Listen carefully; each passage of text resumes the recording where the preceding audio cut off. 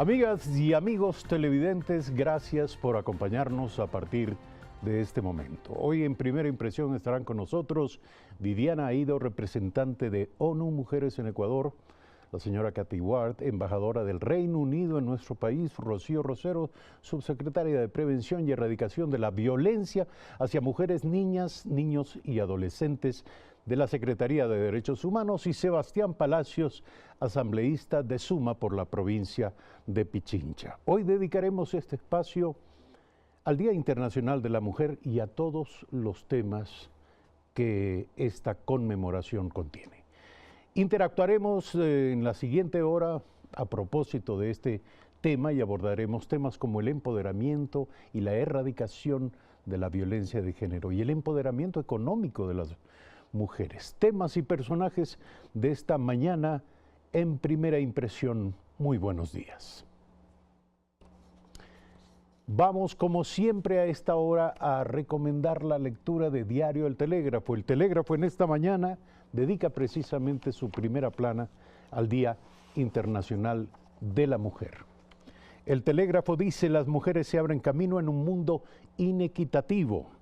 Hoy, en el Día Internacional de la Mujer, mujeres consultadas, obreras, ingenieras, científicas, amas de casa, abogadas, periodistas, integrantes de colectivos femeninos coinciden en que la estructura patriarcal de la sociedad ecuatoriana mantiene sus raíces. Sin embargo, rompen con los estereotipos laborales y continúan en una lucha por la reivindicación de sus derechos. Además, Diario El Telégrafo dedica espacio a otros temas. Migrantes chimboracenses se unen para emprender.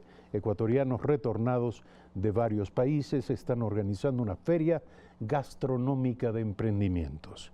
Y finalmente, Portoviejo está sitiada por una creciente de río. Manta, Jaramijó, Montecristi, Tosagua, Chone y Flavio Alfaro también sufren inundaciones. Estas y otras informaciones las encuentran ustedes en la entrega de hoy de Diario El Telégrafo. Y vamos con el tema anunciado. La conmemoración del Día de la Mujer este año busca el reconocimiento de las personas y activistas que están encontrando maneras innovadoras de fomentar la igualdad de género. Según cifras de ONU Mujeres, se necesitaría al menos 108 años para cerrar la brecha de género en el mundo. Bajo el lema Pensemos en Igualdad, construyamos con inteligencia, innovemos para el cambio, la Organización de las Naciones Unidas busca generar conciencia sobre el Día de la Mujer este 8 de marzo. La propuesta apunta a que se analicen las formas en las que la innovación puede aliarse con la igualdad de género, impulsar inversiones en sistemas sociales sensibles al género y mejorar servicios públicos e infraestructuras que satisfagan las necesidades de mujeres y niñas. Sin embargo, hay preocupación en el organismo. A menos de una década para que finalice el plazo para lograr los objetivos de desarrollo sostenible, todos los indicadores apuntan a que al ritmo actual de cambio, se necesitarán al menos 108 años para cerrar la brecha de género mundial y de 202 años para lograr la paridad de género económica. Según datos de ONU Mujeres, 740 millones de mujeres actualmente se ganan el sustento en la economía informal con un acceso limitado a la protección social, los servicios públicos y la infraestructura que podrían aumentar su productividad y seguridad de ingresos. Las mujeres realizan 2,6 veces más trabajo doméstico y de cuidados no remunerado que los hombres. Además, a nivel mundial, solo el 41% de las madres con bebés recién nacidos recibe prestaciones de maternidad. La probabilidad es que 1 de cada 3 mujeres se enfrente a la violencia a lo largo de su vida. En el Ecuador, 6 de cada 10 mujeres han experimentado algún tipo de violencia de género y 1 de cada 4 ha vivido violencia sexual. Néstor Aguilera, Telediario. El mundo lleva prácticamente 100 años conmemorando el Día Internacional de la Mujer y sin embargo necesitaría 100 años más, según estos datos, para de alguna manera equilibrar y cumplir los objetivos del respeto pleno a los derechos de las mujeres. Vamos a iniciar este diálogo precisamente hablando de aquello que es imperativo, de aquello que es urgente y de que hoy constituye ya un pensamiento elaborado sobre las estrategias que deben seguir las sociedades humanas para enfrentar esta desigualdad. Está Viviana Ha ido representante de ONU Mujeres en Ecuador con nosotros, con ella iniciamos y le pregunto, ¿por qué se habla de la importancia de la autonomía y el empoderamiento económico de las mujeres y se establece una relación entre esto y la prevención y la eliminación de todas las formas de violencia basada en género? Buen día. Muy buenos días. Ojalá algún día no hiciera falta celebrar el día 8 de marzo porque realmente todas las reivindicaciones estuvieran conseguidas y viviéramos en una sociedad realmente igualitaria, pero de momento queda mucho por hacer, aunque realmente son muchos los avances. Hoy por hoy todavía en el mundo 1 de cada 3 mujeres sufre violencia. Mientras las mujeres sufran violencia no podemos hablar de una sociedad realmente igualitaria y desde luego tiene una conexión directa con su autonomía económica, con su empoderamiento. Y es cierto que ha habido avances. Hoy, por ejemplo, en el Ecuador hay muchas más mujeres con ingresos propios que hace unas décadas, muchas más mujeres en el empleo formal, hay más empresarias, pero siguen existiendo brechas importantes, como la brecha salarial, que en este país sigue siendo de un 20%, como el hecho de que a pesar de que salgan más mujeres de las universidades, sigan teniendo más dificultades para acceder al mercado laboral y para ascender en él. Entonces, creo que tiene una relación directa con el ámbito de los cuidados. Las mujeres dedicamos en el Ecuador 3 veces más al tiempo de cuidado que los hombres, y en las zonas rurales 4 veces más. Esto significa que se restringen de alguna manera... Cuando habla de cuidado, habla usted de labores domésticas. De labores domésticas, de cuidado de personas dependientes, cuidado de hijos, cuidado de mayores. Difícilmente podremos tener una situación equilibrada en el mercado laboral si las mujeres dedican 3 veces más al tiempo de cuidado que los hombres. Hay que tender a ese Y es equilibrio. un trabajo no remunerado, por cierto. Es un trabajo no remunerado y que no cuenta ninguno de los efectos, porque no tiene el mismo valor que el trabajo remunerado, no cuenta efectos, por ejemplo, de las pensiones, de determinadas prestaciones sociales. Entonces creo que hay que avanzar en corresponsabilidad de hombres y de mujeres, en el ámbito público, pero también en el privado. En ese sentido, medidas como la equiparación de los permisos de maternidad con los de paternidad podrían ser, que se están adoptando en algunos países, me parece que son medidas interesantes, en el sentido de que cuando una mujer en edad reproductiva accede a una entrevista de trabajo, no tenga que escuchar esa pregunta de ¿tiene usted intención de casarse? ¿Tiene usted intención de tener hijos? Porque el empresario o la empresaria pudiera realizársela igualmente a un hombre, ¿no? El equiparar esas prestaciones de maternidad y paternidad me parece que sería uno de los retos pendientes a futuro. Ahora, queda planteada la pregunta, ¿por qué la dependencia económica? ¿Por qué esta desigualdad económica de las mujeres tiene relación directa con las formas de violencia de género? Por favor, siéntanse en libertad todos de intervenir, pero dejo planteada la pregunta. Tiene una relación directa porque mientras las mujeres no tengan una autonomía total, van a seguir sufriendo violencia y mientras sigan sufriendo violencia no van a tener una autonomía total. Es decir, son 2 temas que no podemos ver de manera aislada, tenemos que abordarlo desde una perspectiva integral para eliminar y para prevenir la violencia contra las mujeres. Tenemos que incidir en su empoderamiento económico, como en su liderazgo, como en su autonomía, en todos los aspectos, y es lo que pretende de alguna manera la ley de erradicación de la violencia, abordar el problema desde una perspectiva integral, no solo desde la respuesta o desde la protección a las mujeres, sino también desde la prevención de la misma, y para ello el empoderamiento de las mujeres sabemos que es uno de los principales factores para precisamente poder eliminar esta violencia. Hablemos de la ley. ¿Qué propone la ley en esta materia? La ley propone efectivamente un conjunto de medidas que se basan en un sistema nacional descentralizado que nos permita operar como Estado en la garantía de los derechos de las mujeres a una vida libre de violencia, y es básicamente en 3 ámbitos.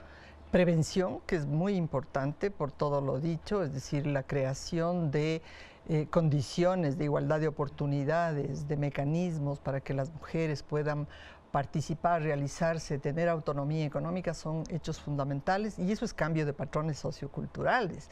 No es un tema que está ligado o solamente al empleo. Pero permítame, eso no se hace por decreto. ¿Cómo se cambian los patrones socioculturales? Los patrones socioculturales es una tarea conjunta del Estado, de la sociedad, de los medios de comunicación, en donde tenemos que ir rompiendo precisamente esta, digamos, jerarquización en los roles de hombres y mujeres. ¿Cuándo podemos compartir de manera equitativa Como lo señalaba Viviana, el tema se plantea de manera distinta. Si compartimos los roles domésticos, esto será una cultura que se proyecte también en el ámbito social, en el ámbito laboral, en el ámbito público y, por supuesto, en la política también. Estamos siendo testigos de que esas discriminaciones son extremas. Pero vuelvo a la ley, y entonces la ley tiene un ámbito de prevención, un ámbito de atención y protección a las víctimas, que es muy importante. Y un ámbito de reparación integral de derechos. Y esto significa que como Estado tenemos que dar una respuesta para contar con mecanismos como casas de acogida, centros de atención y los servicios especializados de protección que nos permitan acoger a las víctimas, acompañarlos, así como cuando hay una llamada al 911, la policía acude, deberíamos tener la posibilidad, y esto es lo que estamos montando en este momento, en el plan de respuesta inmediata, la articulación del sistema para que los servicios de protección especial acudan al auxilio de las víctimas para protegerlas, para llevarlas a las casas de acogida. ¿En qué casos y de manera específica, a través de qué sistemas? Esta es la pregunta que se plantea. Ciertamente la ley, o toda ley, puede tener un alto contenido pedagógico, pero ¿en qué medida una ley puede comenzar a forzar un cambio de actitudes en esta materia? Sebastián Palacios, asambleísta por Pichincha, integrante de la Comisión del Derecho a la Salud, y es precisamente parte de la comisión, o fue parte de la comisión que trató la ley orgánica para prevenir y erradicar la violencia contra la mujer. Buen día. Buen día, Eduardo. Primero, felicitar por este espacio, agradecer este lujo de panel que han puesto el día de hoy y a cada una de las expositoras. Sin duda, la ley cumple un rol fundamental para la lucha, para la erradicación y la prevención de la violencia contra la mujer. Respondiendo a su pregunta, a mí me parece que el estableciendo una ley integral, una ley que asuma, primero, los distintos tipos de violencia que existen, porque cuando se habla de violencia contra la mujer, normalmente pensamos en violencia física o violencia sexual, pero la ley reconoce otros tipos de violencia, como la violencia psicológica, por ejemplo, la violencia patrimonial, que es precisamente la que estaba conversando Viviana en un inicio, que es menoscabar toda la situación económica y patrimonial de las mujeres. También se reconoce la violencia política que existe, la violencia gineco-obstétrica que se da también en el sistema de salud. Y de esa forma entonces vemos un panorama global. Y también, además de los distintos tipos de violencia, se generan los distintos ámbitos en donde se da la violencia. No solo se da en el ámbito del hogar, intrafamiliar, sino también en el espacio público, en las escuelas, colegios, universidades. Todas estas formas de violencia implican a numerosos actores. Hay agentes de la violencia. Así es, por eso es que... ¿Y qué rige la ley? ¿Qué norma en esta materia? Por eso es que la ley establece el sistema que indicaba Rocío, es un sistema de prevención y erradicación integral que da, y ahí está la clave, da responsabilidades y atribuciones a cada una de las instituciones de este sistema. Son 16 instituciones y para ser muy claro y ejemplificar esto, una de las instituciones es el Ministerio de Educación, por ejemplo, que tiene un rol fundamental. Atacar este problema a través de la educación yo creo que es la clave. Por lo tanto, el Ministerio de Educación tiene que establecer políticas y acciones puntuales para que en todas las escuelas, en todos los colegios y también universidades hayan programas, hayan charlas de sensibilización, se incluya dentro de la malla curricular materias que hablen sobre esto y que busquen prevenir desde que somos niños, desde que somos pequeños y podemos cambiar estos roles y podemos cambiar nuestras acciones a diario que muchas veces suceden en las casas sin pensarlo o sin darnos cuenta. Eso es lo que hay que cambiar, ese es el gran reto que existe. La señora Kathy Ward, también nuestra embajadora, nuestra invitada embajadora de Reino Unido en Ecuador. ¿Qué experiencia puede usted compartir con nosotros respecto de las políticas que se han adoptado en su país, la legislación en esta materia y los resultados de ella? Buen día. Buenos días. Y feliz Día de la Mujer a todas las mujeres que nos están viendo hoy. Yo estoy completamente de acuerdo con lo que se ha dicho sobre la importancia de la legislación en esta materia y es la experiencia nuestra en el Reino Unido. Entonces, si les puedo citar algunas leyes que se ha adoptado en el Reino Unido. Primero, en el 1967 se adoptó una ley despenalizando el aborto por ciertos casos al juicio del médico. En 1970 hicimos una ley mandando un salario igualitario para los hombres y las mujeres por el mismo trabajo. ¿Esto rige desde 1970? Sí. En 76, una ley sobre la violencia doméstica, justamente facultando a la policía y a las cortes dar mayor protección a las víctimas. En el 91, otra en la cual se tipifica la violencia dentro del matrimonio. Es algo de lo cual estaba hablando Sebastián. En 94, otra ley garantizando a las mujeres el derecho al permiso de la maternidad. Entonces, estos son una serie de leyes, pero recientemente se ha adoptado aún más leyes.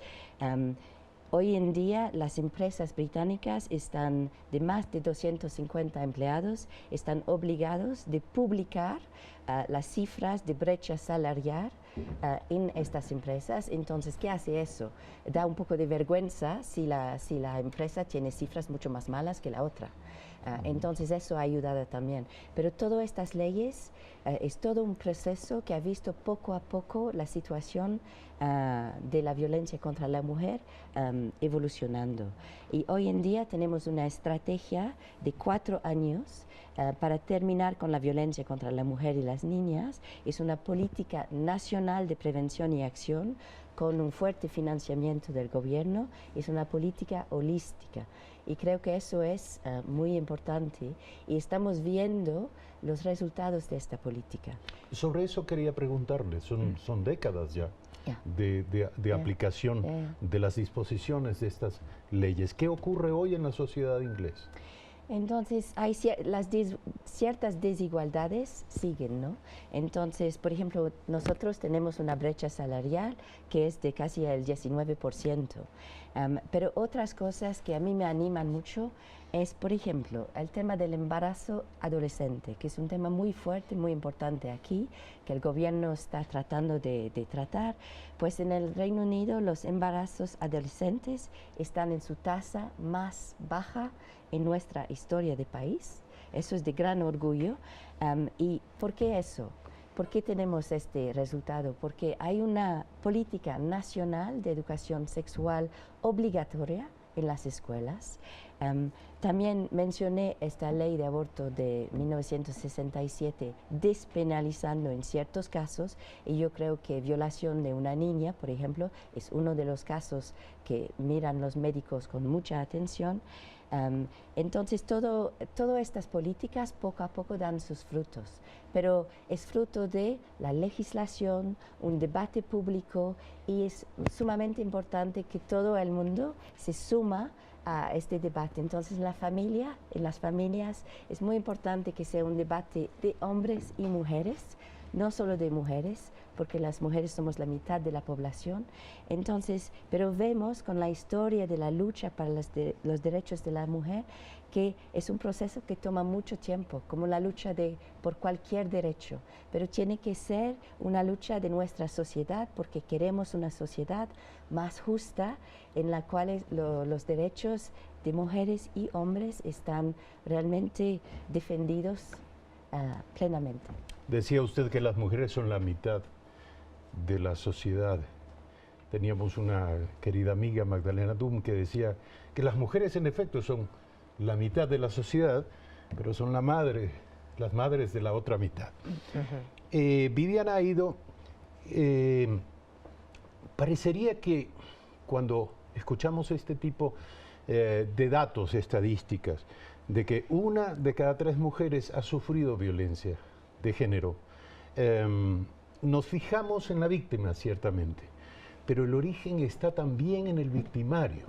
La pregunta es, ¿hemos renunciado o no hemos hecho lo suficiente en materia de educación pública para prevenir la violencia contra la mujer, no solo desde la perspectiva de sistemas de protección a favor de la mujer, sino también de educación para los potenciales victimarios. Creo que ahí da la clave. O sea, realmente la base está en la educación. Este tema hay que trabajarlo desde las edades más tempranas, que los niños y las niñas crezcan en igualdad de oportunidades, pensando que pueden llegar a ser lo que quieran ser. Veía un estudio reciente que decía que las niñas dejan de pensar que pueden ser presidentas a los 5 años. O sea, hay un desempoderamiento de las niñas a medida que van cumpliendo años. A los niños se les educa para ser líderes, para triunfar, para mandar, para proveer, y a las niñas se las educa para cuidar, para ser empáticas, para ser compasivas. Es decir, todo eso tenemos que cambiarlo en los sistemas educativos, no solo desde la educación formal, que yo creo que hay que incorporarlo de una manera clara, sino también desde lo que podemos hacer en las comunidades, en la familia, desde los medios de comunicación, desde los juguetes infantiles, que si veis, para los niños son los de conquistarás el mundo y vivirás la aventura, y para las niñas son cuida la casita y te regalo la cocinita. Es decir, está todo lleno de estereotipos. Ahora, ¿en qué medida las mujeres son corresponsables de ello? Somos corresponsables. De alguna manera, las mujeres están a cargo de la educación en buena medida. No digo somos que ajenas al patriarcado. De esos hijos y de la reproducción de esos patrones. Claro, el tema es que aquí no se trata de encontrar culpables. No, hay un sistema de dominación patriarcal que lleva más de 6.000 años, contra el cual tenemos que decir claramente que hay cosas que se deben cambiar definitivamente. Y de ninguna manera se trata de virar la tortilla, porque también allí hay una mala comprensión de lo que significa la igualdad. Igualdad y no discriminación es un elemento básico del desarrollo, de la prosperidad, de la economía, de la política, del desarrollo personal de las personas. De la democracia. De la democracia. Y por supuesto, un país próspero con el 50% de la población en donde hay muchas víctimas de violencia, digamos, no es posible. Entonces, un país en paz, un país respetuoso de la dignidad y la vida de las mujeres implica un sistema educativo activado para tener una transversalidad de los temas de igualdad y de empoderamiento desde las más tiernas edades. Y esto significa un cambio de patrones socioculturales que pasa también por una educación sexual. Y ahí está, yo diría, una clave. La misión mujer del plan Toda una Vida precisamente prevé 3 ejes de trabajo y son políticas complejas porque implican acción intersectorial: salud, educación, MIES, derechos humanos y justicia. Y entonces esto complejiza, pero es necesario, es importante. Se han sentado las bases para que esas estrategias, por ejemplo, la Estrategia Nacional de Prevención y Erradicación del Embarazo Adolescente, que está en marcha ya, empiece a dar resultados. Ahora estamos iniciando el 2º año de esa política prioritaria y, por supuesto, parte fundamental de las metas de prevención y erradicación de la violencia que están relacionadas con la ley. Esto está, sin lugar a dudas, ligado con el empoderamiento económico, mujeres empoderadas económicamente, en todas las áreas y ámbitos, aquellas que están en situación de extrema vulnerabilidad, en situación de pobreza. Y ahí tenemos que decir que el MIES juega un rol esencial. El bono de desarrollo humano, las transferencias no contributivas para personas adultas mayores, todo el tema de cuidado infantil, personas con discapacidad, tienen un buen número de mujeres que están siendo beneficiarias, pero también hay que decir que la mayoría son cuidadoras. 7 de cada 10 cuidadoras y cuidadores de adultos mayores siguen siendo mujeres. Ese es parte de los esquemas que tenemos que cambiar. Ir a un empoderamiento económico mayor, que el crédito de desarrollo humano que favorece en este momento a 104.000 mujeres de escasos recursos que son emprendedoras en la agricultura, en la silvicultura, en la ganadería, en pequeños negocios en las ciudades.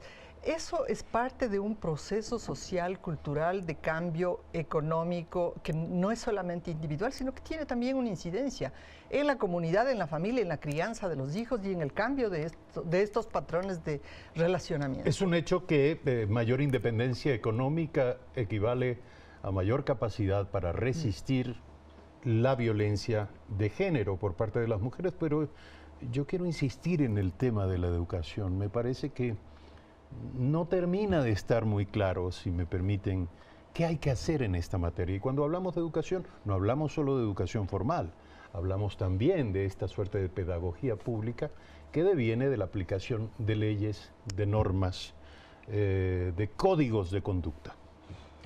Sí, Eduardo, es importante entender que lo que buscamos, yo creo que el objetivo es cambiar patrones culturales. Vivimos en una sociedad machista y eso lo tenemos que cambiar.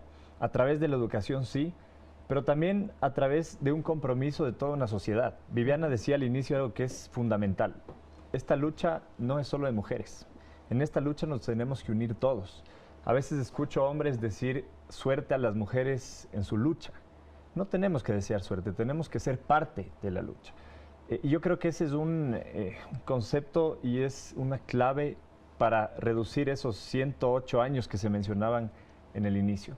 Porque si es que los hombres nos comprometemos en eso, entonces vamos a generar cambios desde nuestros hogares, vamos a generar cambios desde las escuelas, desde cada uno de los ámbitos en los que nos desenvolvemos. Ayer en la Asamblea hablábamos de la violencia hacia la mujer en el deporte. Declarábamos por eso el Día Nacional del Fútbol Femenino, para empoderar a las mujeres a través de la práctica del deporte y quitar todas esas brechas y esas discriminaciones que existen todavía en el deporte ecuatoriano. Entonces, los hombres tenemos un rol fundamental que jugar ahí. Debemos pasar a ser parte de la solución y dejar de ser el agresor o dejar de ser visto como la causa, como el que genera el problema. Y ahí yo quiero introducir también un concepto que es interesante, porque yo he conversado con muchos hombres de estos y me han dicho, pero bueno, todo para las mujeres, todo esto beneficia a las mujeres. Y hay que comprender que no solo es un beneficio para las mujeres, también los hombres nos beneficiamos de esto. ¿Por qué? Porque en la cultura machista en la que vivimos tenemos una presión social permanente a que los hombres tenemos que liderar, a que los hombres tenemos que ser los grandes triunfadores de la sociedad, que los hombres tenemos que proveer en la casa. Y no tenemos espacio, por ejemplo, para cuidar a nuestros hijos. Hablábamos de equiparar los meses o los días de paternidad a los de maternidad. Los hombres no vamos a las escuelas a retirar a nuestros hijos, a verles en sus actos culturales, en Navidad, etcétera. Queremos hacer eso también como hombres. Entonces, el lograr una sociedad con igualdad de oportunidades y de derechos no solo es un beneficio para las mujeres, también es un beneficio para los hombres y para la sociedad en general. Ahora, más allá de la voluntad personal, individual, queda planteado el tema de la pedagogía pública a partir de la ley. Me quedé con la idea de lo que usted dijo al inicio. Usted mencionaba que hay estas preguntas humillantes en una entrevista de trabajo, ¿no? ¿Y usted cuándo piensa casarse? ¿Cuándo piensa quedarse embarazada? Vale decir, ¿qué tan útil nos va a seguir siendo en este puesto al que usted aspira? Este tipo de prácticas, de alguna manera, pueden y deben ser normadas. Yo dejo planteada esta pregunta, estoy seguro de que no es el único aspecto en el que la educación sale a colación alrededor de este tema. Vamos a hacer una brevísima pausa, lo pensamos durante la pausa y regresamos con este diálogo interesantísimo en este Día Internacional de la Mujer.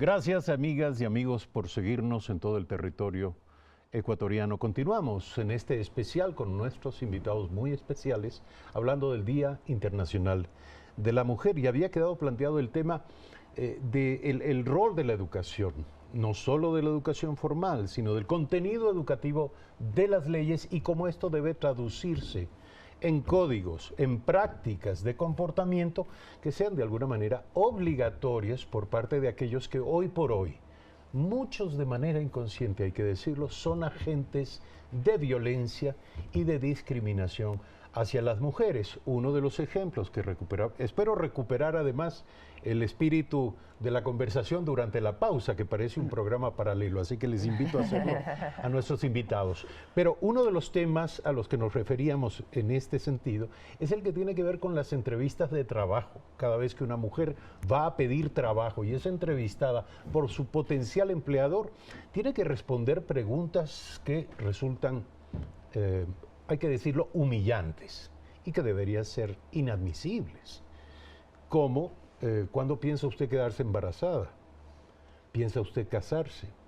Y en algunos casos incluso se llega a pedir una prueba de embarazo como precondición para considerar a esa persona para ocupar el cargo o el empleo. En esta materia quiero preguntar a nuestra invitada Kathy Ward, embajadora del Reino Unido en Ecuador, ¿qué pasa en su país en esta materia? ¿Qué ocurre, o quizá ya no ocurre, que los empleadores hacen este tipo de preguntas? ¿Qué ocurriría bajo la legislación del Reino Unido en este caso? Pues en el Reino Unido sí hay discriminación en el ámbito laboral, uno puede ir al juicio. Entonces, por ejemplo, si utilizo el ejemplo de la Cancillería nuestra, en Gran Bretaña hay una política de no discriminación generalizada. Cada agente del ministerio está formado en lo que es la no discriminación. Si alguien tiene que dar entrevistas de trabajo, tiene que seguir esta formación, si no, no puede no puede tener el derecho de dar entrevistas. Y muchas veces, si uno siente discriminación en el ámbito laboral, uno va al juicio. Y hay varios casos de eso, hasta en nuestro propio ministerio, cuando agentes han hecho un juicio al ministerio en tiempos pasados. Ahora se hace mucho, los casos son mucho menores, justamente por estas políticas y estas leyes que tenemos en el Reino Unido sobre eso. Pero volviendo al tema un poquito de la educación, una de las cosas que yo pienso que es muy importante para hacer que tengamos estos cambios en la sociedad, por ejemplo, cuando una niña queda embarazada, es muy importante que no deje la escuela. Entonces yo miré las estadísticas en el Ecuador y vi que en el 2015 6.500 niñas dejaron la escuela por embarazo. Entonces yo pienso que en estos casos necesitamos políticas de Estado para tener cuidado para los bebés, guarderías, por ejemplo. Y, por ejemplo, en mi ministerio ya han puesto una guardería para el personal, pero yo sé en el Ecuador, el UNICEF, por ejemplo, está trabajando con el gobierno para crear estas guarderías para que las niñas puedan terminar sus estudios. Si no, terminamos en un círculo vicioso. Ciertamente. El embarazo precoz significa también una declaratoria de pobreza, y una declaratoria de ignorancia y de falta de oportunidades de allí en adelante. Exactamente. Y en el Reino Unido también ahora tenemos una política a nivel mundial, en nuestra política exterior, de fomentar en cada país del mundo 12 años de educación de calidad para cada niña, porque pensamos que este patrimonio educativo para la niña, eso es lo que eso es uno de los cambios fundamentales que necesitamos para que haya estos cambios en la sociedad. La otra cosa que hace el gobierno británico también es que han asignado un presupuesto fuerte para apoyar a las mujeres vulnerables, justamente las que están cuidando los mayores, los niños, etcétera, para que puedan volver al trabajo, para sacarlas de este círculo de pobreza. Entonces, todas estas políticas que se están trabajando a nivel del Estado ecuatoriano y las nuevas leyes que se está trabajando en la Asamblea, yo creo que son fundamentales para lograr los cambios que queremos ver. Ahora, digamos, cambiar esto en el caso de las mujeres dedicadas a este tipo de cuidados, de labores de cuidado, alguien tiene que hacer esas labores, sin duda alguna. La necesidad está planteada. El que las mujeres dejen de hacerla o disminuyan el tiempo que entregan a esas actividades, ¿qué implica? Implica una redistribución de tareas Una reorganización de la sociedad, de la familia, de las tareas que realizamos unos y otras. Es decir, ahí hay una lógica de construir igualdad de oportunidades en todos los ámbitos. Eso significa, yo diría, hay un proceso pedagógico importante en la sociedad que llevar a cabo. Rita Segato, una feminista que trabaja los temas de violencia, nos habla de que lo que vivimos actualmente es la pedagogía de la crueldad, con tanta violencia, con tanto escarnio público, incluso con los hechos violentos de enero, por ejemplo, aquí en el país. Es como haber espectacularizado la violencia y por tanto banalizarla. Entonces ya no preocupa, la gente está expectando la violencia y haciendo la filmación. En realidad sí nos debería preocupar. Nos debería preocupar, primero, no espectacularizar, sino reaccionar y llamar, proteger, construir comunidad en el barrio, hacer el auxilio, promover otra forma de relacionarnos, el respeto y crear, yo diría, en los distintos ámbitos, laboral, educativo, todos estos espacios que permitan que las mujeres, las niñas, las adolescentes tengamos las mismas oportunidades. Y si la educación sexual efectivamente es un tema supremamente esencial. La reforma curricular. No podemos seguir con una educación que a lo largo de toda la vida sigue repitiendo estos patrones. Debemos quebrar y debemos hacerlo. El quiebre, esa transformación importantísima de la cultura pasa por un sistema educativo a lo largo de toda la vida. No es la primera infancia o la educación básica. No, necesitamos también, en este momento que tenemos una tragedia grande, la pandemia de la violencia, necesitamos profesionales especializados, sensibles, que sepan tratar los temas, que tengan esa sensibilidad de apoyar a las mujeres, de construir espacios amigables, de espacios protectores, pero eso significa efectivamente que tenemos que dar un paso también. Necesitamos un ejército de psicólogos, de trabajadoras sociales con una visión género sensitiva, sensible a las situaciones de violencia que viven las mujeres. Necesitamos operadores del 911, policías, jefes de, digamos, tenientes políticos o todo el sistema del andamiaje público con personajes o con personas sensibles que puedan receptar y que puedan entender en qué momento de la situación de violencia está la mujer. Todo lo que usted menciona implica una operación enorme para transversalizar de alguna manera estas ideas. Y también de alguna manera se necesitan repositorios de pensamiento, porque en algún punto nos quedaremos sin ideas, parecería. Y hay un pensamiento internacional. Cuando digo pensamiento internacional, como en el caso de la embajadora Ward, que nos menciona la experiencia de Reino Unido, hay muchas otras experiencias en el mundo.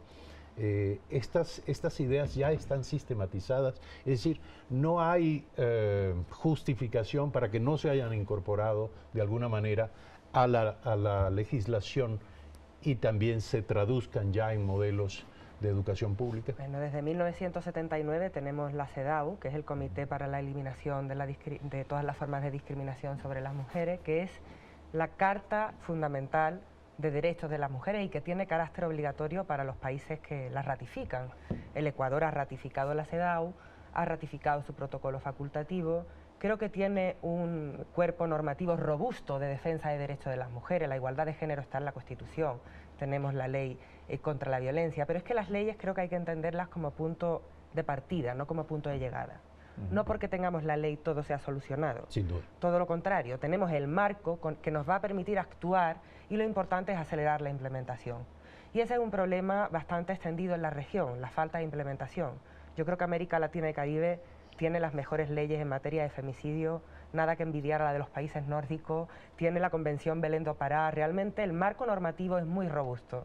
El problema está en la implementación y eso es lo que hay que plantearse. Hace falta más voluntad política, hace falta recursos económicos, las leyes para proteger los derechos de las mujeres no son gratuitas, para implementarlas hacen falta recursos, ¿no? Si no quedan en papel mojado. Y desde luego la voluntad de los diferentes agentes que tienen responsabilidades en el desarrollo y la implementación de las mismas. Pero el marco está ahí. Mencionábamos hace un instante el hecho de que Ecuador ha suscrito los acuerdos de la OIT, de la Organización Internacional del Trabajo, en esta materia, cuando poníamos el ejemplo de la discriminación a través de las cosas que se plantean en una entrevista de trabajo. En protección de la maternidad se puede hacer más. En protección de la maternidad. Falta por ratificar el convenio 183. Hay que entender que la maternidad es el periodo de mayor vulnerabilidad de las mujeres en el ámbito laboral, donde tienen más dificultades para acceder al empleo, donde hay mayor brecha salarial, más posibilidades de ascender. Por tanto, hay que tener un piso, el piso mínimo básico de las 14 semanas, tender a equiparar los permisos de paternidad, como decíamos antes, garantizarle a las mujeres que van a volver a su puesto de trabajo después del periodo de maternidad, que no está garantizado. Desde luego, eliminar, prohibir cualquier tipo de cualquier tipo de prueba de embarazo, cualquier tipo de preguntas acerca del estado personal o del estado de si estás embarazada o no en las entrevistas, ¿no? Se puede hacer más. Al final también ahí hay una cuestión de institucionalidad. La aplicación de los instrumentos legales requieren de una institucionalidad fuerte, especializada. Y ese es el camino que ha tomado la Secretaría de Derechos Humanos al crear una subsecretaría especializada en el tema. Pero esto implica que, por ejemplo, los 46 servicios de protección especial que tenemos apenas en 46 distritos del país, o sea, tengamos la plena conciencia de que tenemos que fortalecerlos y tenemos que todavía ampliar las áreas de acción, ¿no es cierto? Ahora Rocío conversaba algo que es importante el interiorizar, porque hacen falta psicólogos, hacen falta, el otro día analizábamos que se creen 17 fiscalías nuevas especializadas en género, porque no hay suficientes en el país. Hacen falta que las comisarías de policía tengan personal capacitado, las juntas y las tenencias políticas también, pero hacen falta recursos para todo esto. Entonces hay que ser realistas, en un país en el que vivimos un momento económico complejo y muchas medidas de austeridad, es necesario que todas las autoridades del país, empezando por la Presidencia de la República, vean a esta lucha como una verdadera política pública y como una prioridad. A mí me llamaba mucho la atención que cuando revisábamos la proforma presupuestaria para el año 2019, veíamos que los recursos destinados para la prevención y erradicación de la violencia contra la mujer era de $657,000, que no es suficiente, se necesitan mucho más recursos. Entonces, sin duda, la ley, y estoy absolutamente de acuerdo con Viviana ahí, la ley no es el fin, la ley es una herramienta, pero tenemos que garantizar que hay un cumplimiento de la ley y que existan los recursos necesarios para que se cumpla todo eso. Por ejemplo, nos preguntamos qué tanto ha avanzado la implementación del Sistema Nacional de Prevención y Erradicación de la Violencia contra la Mujer. Todavía hay muchísimos pasos por dar ahí, que cada una de las instituciones, como decíamos en el inicio, tengan claros cuáles son sus atribuciones, cuáles son las acciones que deben hacer. Y que todo esto no quede solo en el discurso, en las ideas, porque ideas sí hay, y hay muchísimas, yo creo que la voluntad además también, pero que esto se pueda aterrizar en políticas públicas y en acciones concretas en municipios. Los municipios tienen un rol fundamental en esto, y en cada una de las instituciones, tanto públicas como privadas. Tanto el Estado como las instituciones y las empresas tienen una responsabilidad enorme aquí, y nosotros obviamente estamos para impulsar eso y para decirles que esto es una responsabilidad de todos.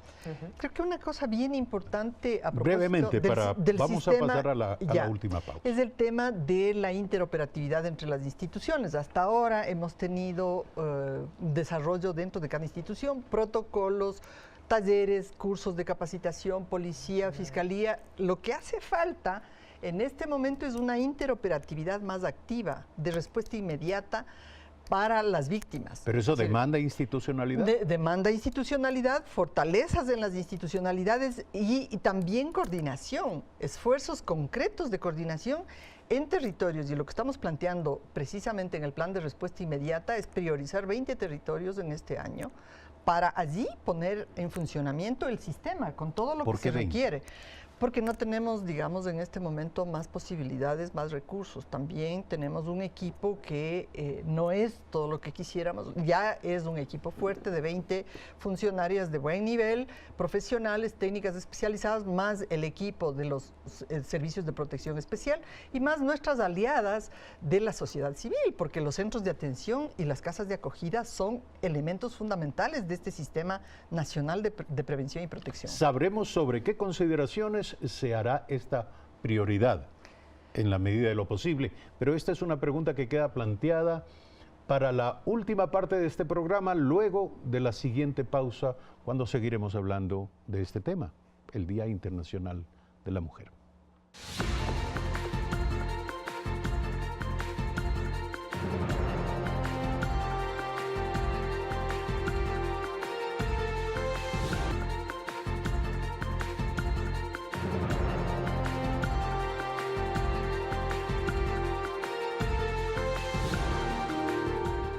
Gracias por acompañarnos en la parte final de este encuentro de ideas con nuestros invitados. Repito quiénes son: Viviana Aido, representante de ONU Mujeres en el Ecuador; Kathy Ward, embajadora de Reino Unido en nuestro país; Rocío Roseros, subsecretaria de Prevención y Erradicación de la Violencia hacia Mujeres, Niñas, Niños y Adolescentes de la Secretaría de Derechos Humanos; y Sebastián Palacios, asambleísta por la provincia de Pichincha. Vamos a intentar conclusiones en este programa. Es un tema amplio, es un tema vasto y demandaría muchísimo más tiempo el análisis de la problemática que todo esto entraña. Sin embargo, vamos a intentar conclusiones.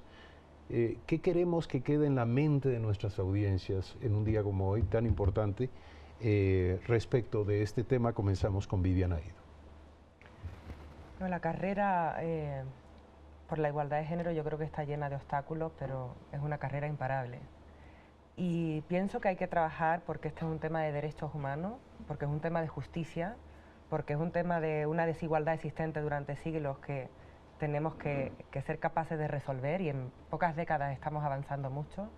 Y tiene que ser desde la corresponsabilidad de las diferentes instituciones, del Estado, pero por supuesto también del sector privado. Importante que se involucre el conjunto de la sociedad. Es lo justo, pero también es lo inteligente. No podemos, en un momento como el que estamos, de crisis económica, de austeridad, desaprovechar el talento de la mitad de la población. Es así de simple, ¿no? Y todos los estudios además indican en esa dirección. Si cerráramos las brechas de género en el mercado de trabajo, estaríamos hablando de que las mujeres incrementarían sus ingresos en un 70% a nivel global. Esto equivaldría a añadir otras China y otros Estados Unidos a la economía mundial. Es decir, los datos hablan de que hay una relación directa entre la mayor igualdad, la mayor participación de las mujeres en el mercado laboral y la productividad, la eficiencia, el incremento del Producto Interior Bruto de los países, ¿no? ¿Esperaría usted algún compromiso concreto de parte de los empresarios y a través de sus formas de organización? Los gremios empresariales, las asociaciones de economía popular y solidaria, en fin, todos los agentes económicos. ¿Cree usted que este es el momento para plantearse con ellos un diálogo que devenga en la adopción de compromisos concretos? Sí, de hecho esa es una de las líneas de trabajo que estamos fomentando más a través de los principios de empoderamiento de las mujeres, que ya tienen suscritas 9 empresas ecuatorianas. Ahora, dentro de un rato, va a suscribirlo el Banco Central de Ecuador. Con la Cámara de Comercio, con la Cámara de Industria también tenemos trabajo frecuente en esta línea, desde la perspectiva de que la igualdad de género también es un buen negocio y, por tanto, a ellos también les conviene. Es una línea que hay que continuar impulsando porque sabemos que para alcanzar la Agenda 2030 queda muy poco tiempo, y solamente si somos capaces de avanzar en igualdad de género y de tener a mujeres en todos los espacios de toma de decisión se podrá alcanzar esa agenda. Por tanto, de todos los objetivos de desarrollo sostenible, el objetivo de desarrollo sostenible número 5 es el más relevante y el que más tenemos que impulsar, también desde el sector privado. Y creo que cada vez hay una mayor conciencia por las evidencias, por las estadísticas, por los datos, de que esto es así. Hay que decir que nuestras invitadas no solo son expertas y comprometidas de manera permanente en el tema, sino que también trabajan de modo práctico en el Ecuador para colaborar con las autoridades ecuatorianas en la adopción de los mejores caminos para lograr el objetivo final de la reivindicación de los derechos de las mujeres. Kathy Ward, desde esa perspectiva, ¿dónde ve usted las mejores oportunidades de trabajo en el país? Gracias. Lo que yo quisiera decir como mensaje final es que sí se puede lograr cambios, sí se puede lograr mejorías en los derechos de las mujeres y niñas, y la experiencia internacional lo demuestra. En términos, entonces, la pregunta sobre cómo se puede ayudar, el papel de la cooperación internacional en cualquier país es de compartir experiencias, ayudar cuando se puede con programas especializados, etc.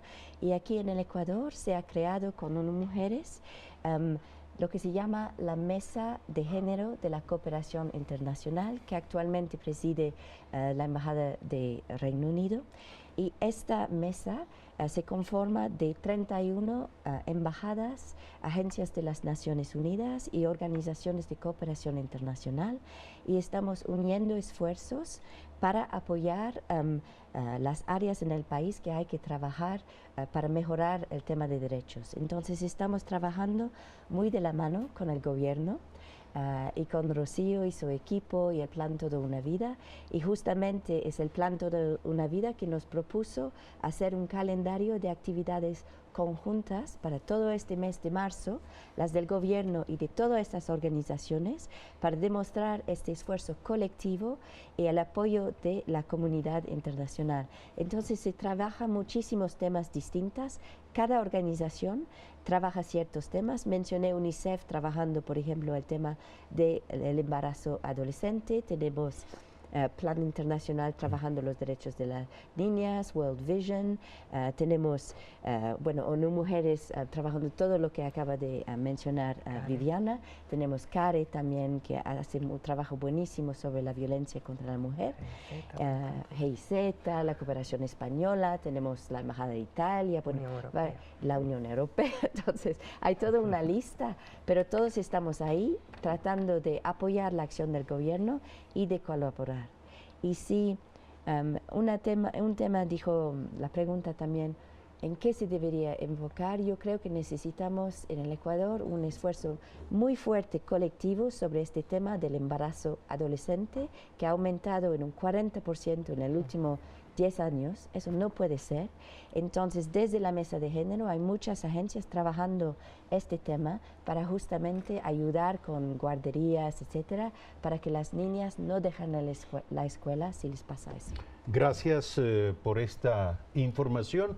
Vamos con nuestros otros dos invitados. Rocío Rosero, usted hablaba de problemas de institucionalidad, fortalecer la institucionalidad. ¿Qué le falta a la institucionalidad para hacerlo suficientemente fuerte? Le faltan recursos, por un lado, en el nivel central, un Consejo Nacional de Igualdad de Género fuerte, con una capacidad de incidir realmente en las políticas sectoriales, por ejemplo, de protección social, que es un rol fundamental, porque allí atendemos a mucha población. La propia nuestra, pero yo diría que aún más con los gobiernos autónomos descentralizados. Tienen la obligación de aplicar la ley, de crear juntas cantonales de protección de derechos.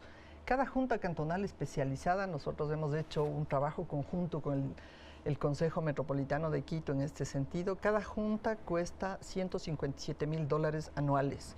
Es un esfuerzo y un recurso que, en lugar de ser invertido, por ejemplo, en las fiestas patronales de cada pueblo o de cada ciudad, debería ser destinado precisamente para trabajar en los temas de atención, de protección a las víctimas y también de prevención. Entonces creemos que son los mecanismos, la creación de institucionalidades, crear estos mecanismos especializados, fortalecer los que ya tenemos y dar el paso de que se haga el seguimiento. Pero usted habla de los gobiernos autónomos descentralizados. Estamos en plena campaña para la elección de alcaldes en 221 cantones. Así es. Y es patética y patente la ausencia de toda atención o de todo espacio al tema de la mujer en el mensaje de los candidatos. Bueno, nosotros desde nuestra parte con el Consejo Nacional de Competencias y el propio Consejo de Igualdad hemos hecho un esfuerzo por llegar a los candidatos con un mensaje sobre la importancia precisamente de aterrizar la responsabilidad de la política pública, en concreto de la aplicación de la ley. Esto implica para el alcalde y para el conjunto del cuerpo colegiado decisiones muy importantes, que en términos de costos estoy poniendo el monto del costo de un mecanismo especializado que tiene que crearse en todos los municipios del país. Entonces, sí hay la posibilidad, sí hay la necesidad de hacerlo, y este diálogo, cerrando, por favor. Sí, este diálogo político es muy importante porque nos ayuda a crear institucionalidad y democracia desde abajo hacia arriba también. Sebastián Palacios, asambleísta por Pichincha, manera de conclusión. Bueno, yo quisiera cerrar diciendo cuáles son los retos en materia legislativa. Son muchos, definitivamente. Debemos transversalizar el enfoque de género en toda la legislación, tanto en leyes existentes como en nuevas propuestas que podamos hacer. Tenemos discusiones próximas que se vienen, el Código Orgánico de la Salud. Ahí tiene que introducirse mucho el tema de género, igualdad de oportunidades y condiciones para las mujeres. Vamos a tratar en las próximas semanas la Ley de Educación Intercultural. Ahí se van a poder precisamente establecer todo lo que hemos conversado hoy con respecto a educación.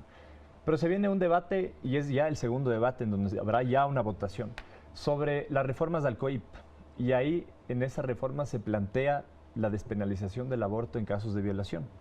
Un tema delicado, pero que hoy es importante hablarlo, porque si hablamos de derechos para las mujeres, hablamos del derecho a poder elegir, el derecho a poder decidir.